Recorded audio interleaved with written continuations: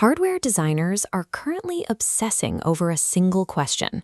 Will the future of artificial intelligence be processed by highly flexible processors or rigid, hyper-specialized microchips?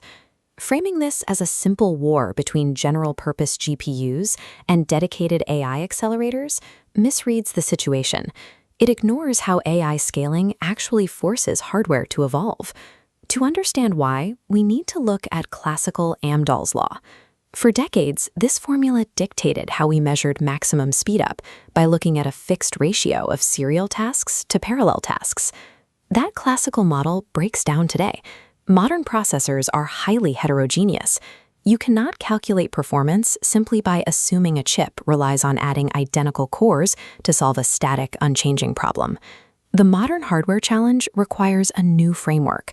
The question is how to allocate a strictly limited silicon budget across entirely different types of compute when the workload itself is constantly changing. The objective is no longer about chasing maximum parallel speedup. It is about optimizing resource allocation against a dynamically evolving frontier of work that continues to scale in value.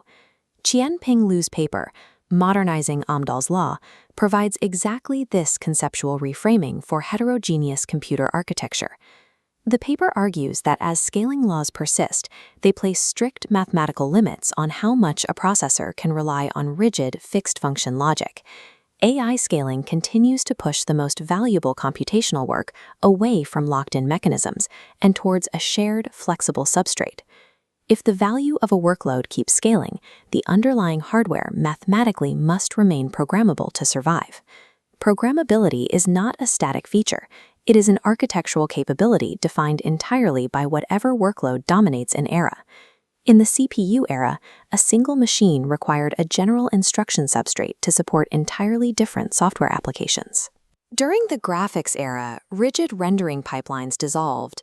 They were replaced by shared, flexible compute shaders as the dominant workload demanded more visual variety.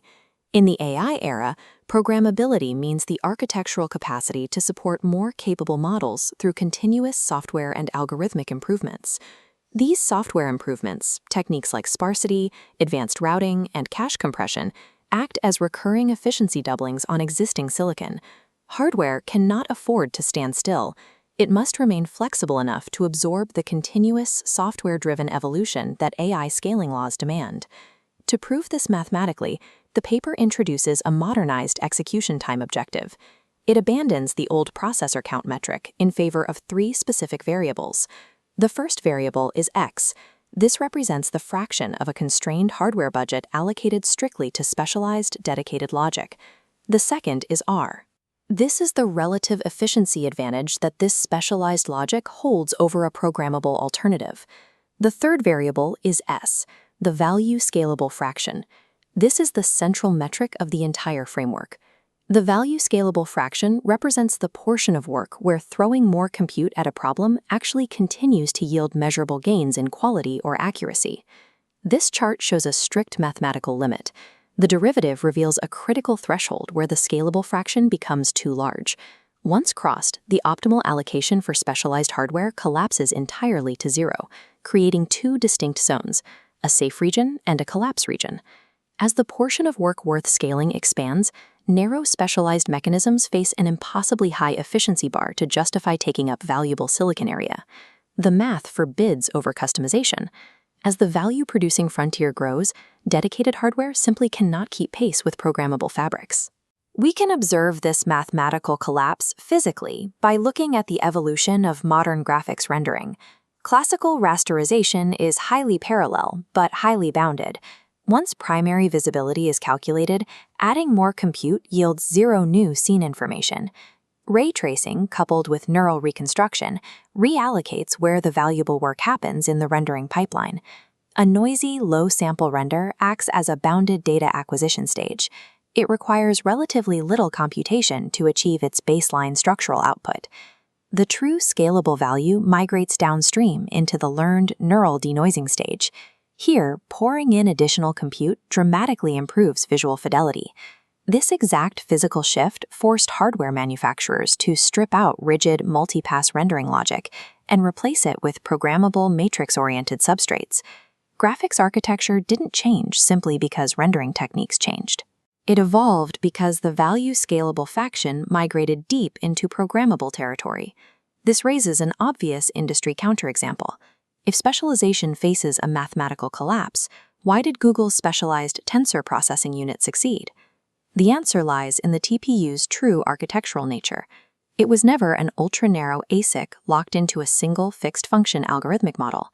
The TPU succeeded because it elevated dense tensor computation itself into a broad, shared programmable substrate. Effective specialization in AI works by moving upward in abstraction. It provides a common base for math operations rather than drilling downward into a rigid micromechanism. The TPU doesn't break the modernized Amdahl formula. It proves that early specialization must evolve toward broad programmability to survive software shifts. General-purpose GPUs and dedicated AI accelerators are not operating in opposition. They are converging on the exact same shared design principle. When value-scalable work continuously expands, successful systems must preserve a massive programmable substrate. Locking massive silicon budgets too early into narrow mechanisms is a trap.